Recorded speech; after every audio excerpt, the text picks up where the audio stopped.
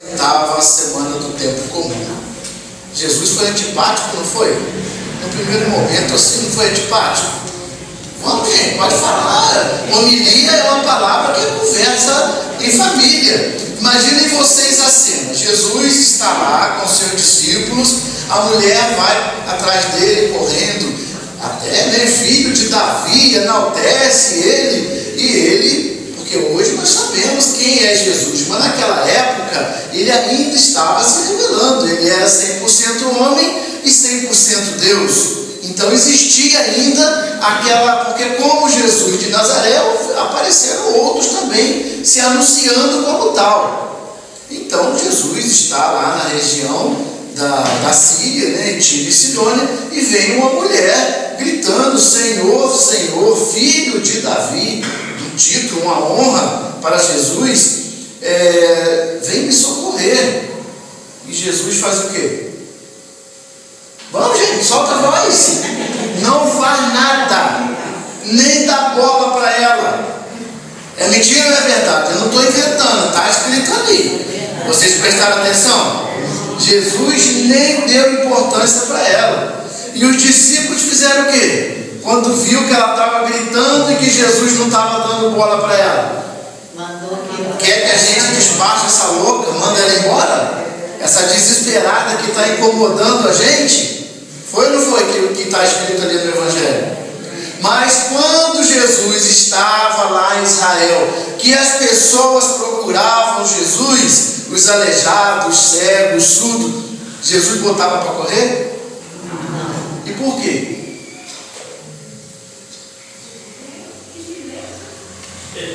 Gato comeu a língua de vocês, povo de Deus? Nós estamos aqui para refletir as entrelinhas.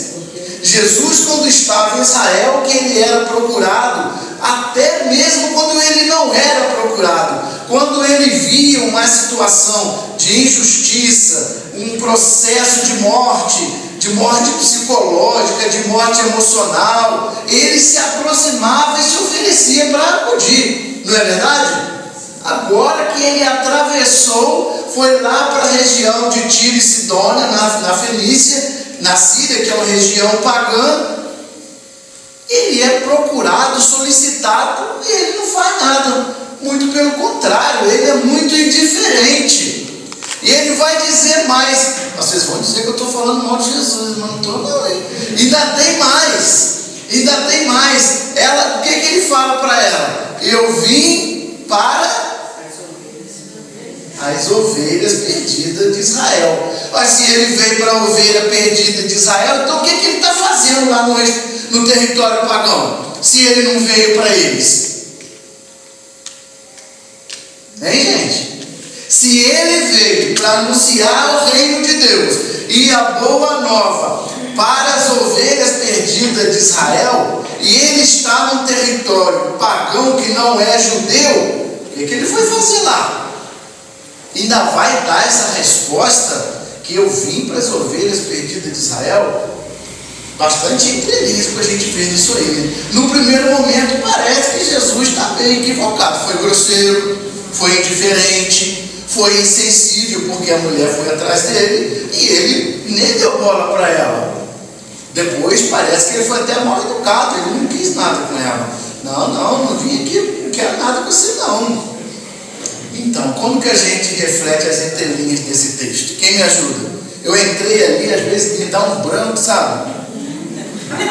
Eu esqueço as coisas. Como é que vocês me ajudam? Então, vamos começar do início, que é melhor. Do início é melhor, né? Começar do início. Então, vamos começar pela primeira leitura. O profeta Jeremias, que era um profeta que foi chamado à sua vocação muito jovem, e no primeiro momento ele teve medo desse chamado, assim como todos nós, quando a gente é chamado à vocação, a primeira coisa que bate no coração e na cabeça da gente é o quê? Medo. Não vou conseguir, não vou dar conta, não sei fazer, fulano faz melhor do que eu, cicrano faz melhor do que eu sou incompetente, eu não tenho condição. A primeira coisa é o medo. E isso não é só com a gente. Com os personagens bíblicos também foi assim. Jeremias falou, mas não sei nem falar. falar. E Deus falou, então tá bom, eu boto a palavra na tua boca. Abraão também, não sei falar. Moisés, não sei falar, mas eu ponho na sua boca a palavra. Então, estamos no mês vocacional, o mês de agosto. Então a gente reflete também esse chamamento de Deus para todas as pessoas das comunidades cristãs. No nosso caso, comunidades cristãs católicas. O chamamento acontece de várias formas, em vários segmentos da sociedade. No segmento religioso, os vocacionados ao ministério da ordem, os padres, os diáconos permanentes, mas também outras vocações, porque tem gente que não é vocacionada a ser padre nem ser diácono, é vocacionado a casar, a constituir família. Então, o chamamento vocacional também tem esse cunho também da constituição da família, para que caminhe na lei do Senhor de acordo com que Deus pediu. Então, esse mês, vamos orar então por todas as vocações, para que o Senhor continue caminhando junto com o seu povo, através das pessoas que Ele escolhe. Jesus, quando Ele montou seu ministério, Ele escolheu as pessoas a dedo. Ele saiu andando pela região da Galileia ali, e Ele foi encontrando com muitas pessoas. Aí Ele encontrou com Pedro, encontrou com o irmão do Pedro, depois com Mateus, Ele foi encontrando e Ele foi chamando. Então, Ele escolheu quem Ele quis. Deus também escolhe. Tem um termo que fala, uma forma de dizer, que Deus levanta do meio do seu povo para caminhar junto àquele que Ele quer. Então a gente precisa se colocar à disposição do Senhor para que o Senhor nos chame. E se Ele nos chamar, qual é a resposta? Eis, Senhor. Então a gente se coloca diante do Senhor para que Ele possa nos chamar. E se nos chamar, a gente responde sim. Mas então Jeremias era muito jovem e foi chamado por Deus para ser um eleito, para ser um consagrado, para ser um ungido, para ser um escolhido para anunciar o reino de Deus. Então Jeremias vai trazer o oráculo, os textos, as palavras que Deus mandava trazer para o povo como orientação para que o povo caminhasse na retidão, para que caminhasse de acordo com as vontades dele, Deus. Então, o povo de Israel, assim como o povo da Muqueca, da Grota do Neném, de Barra do Piraí, de Ribeirão das Lajes e do mundo inteiro, nós fomos resgatados, nós fomos trazidos do vazio existencial por Deus e nos colocou aqui no mundo. E Ele continua caminhando junto com a gente. Antes de Jeremias nascer, o que Deus falou para ele? Antes que você nascesse, antes que tivesse no ventre da sua mãe, eu já tinha te escolhido, eu já te queria, eu já tinha te consagrado. Então, antes que nós nascêssemos, nós já estávamos no plano de Deus. É difícil conceber isso, não é? Por quê? Porque o nosso entendimento e a nossa mente, ela está no tempo do cronos, do cronológico, ou seja, a gente tem uma data para poder aceitar as coisas, no sentido de que eu sou finito, a humanidade é finita. Antes que a humanidade existisse, Deus já existia, porque Ele é o alfa e o ômega, o princípio e o fim. Ele sempre existiu. Então a gente fica assim, mas se eu não existia, como que Deus me queria?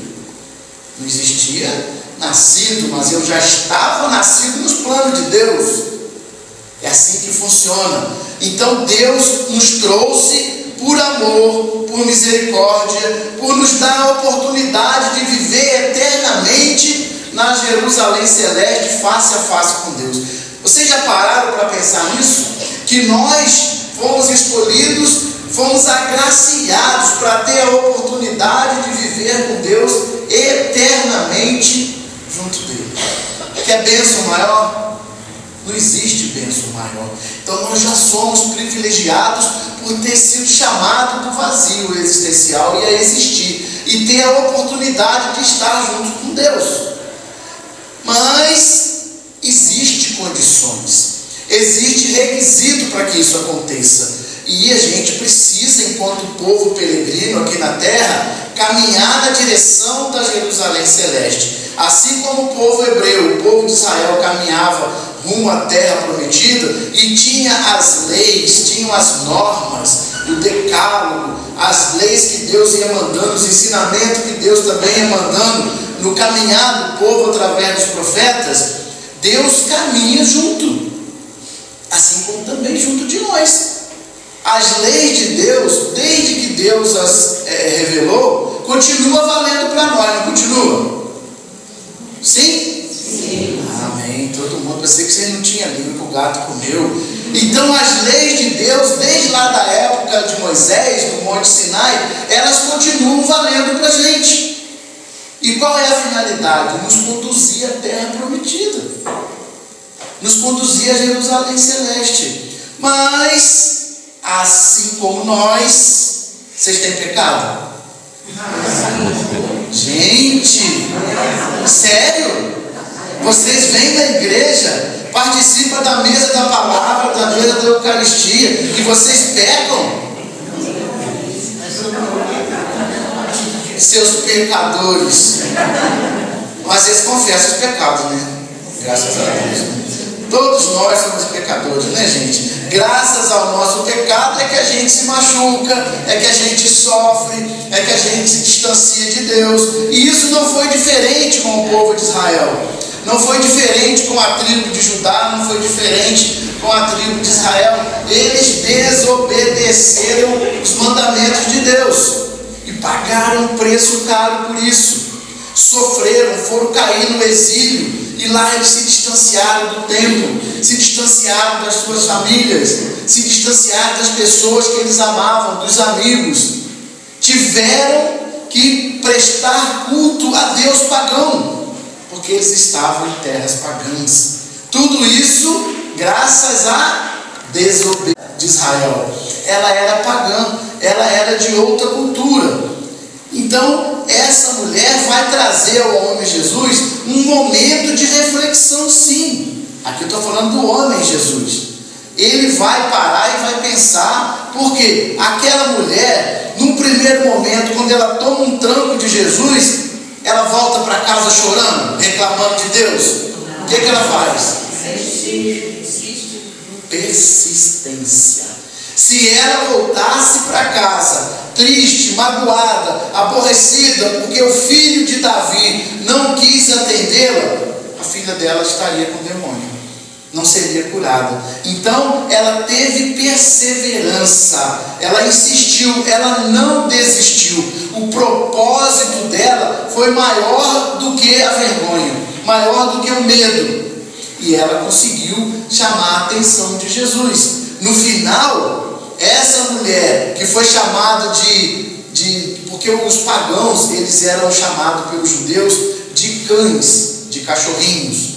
Tanto que Jesus vai falar para ela, não é justo tirar a comida do Senhor para dar para os cães. Por quê? O anúncio da salvação era para o judeu. Era para o judeu. E para os judeus esparramados pelo mundo, que estivessem dispersos. Aí qual é a resposta dela? Mas os cachorrinhos... Gente, olha a condição que ela se coloca. Os cachorrinhos comem as migalhas que caem da mesa do seu Senhor. Pronto. Conquistou Jesus, colocou Jesus na parede. A atitude de humildade dela fez com que Jesus falasse: mulher, a tua fé é muito grande. Pode ir, que a tua filha já está curada. Então, esse evangelho de hoje nos convida que o anúncio do reino de Deus não é só para nós católicos cristãos, é para todo aquele que se abre à boa nova. Será que eu vou anunciar? Tem macumbeiro aqui? Não posso falar? Pode falar? Tem católico que não pode se aproximar de gente espírita porque ele é macumbeiro, ele bate caneco, ele bate tambor, ele faz isso, ele faz aquilo outro. E aí, quando a gente pega essa situação e coloca diante dessa passagem bíblica do Evangelho, ela não tinha nada a ver com o judeu. Então, o anúncio de Deus é para todo aquele que se abrir ao anúncio de Deus, ao projeto do reino. Essa mulher se abriu e foi atendida.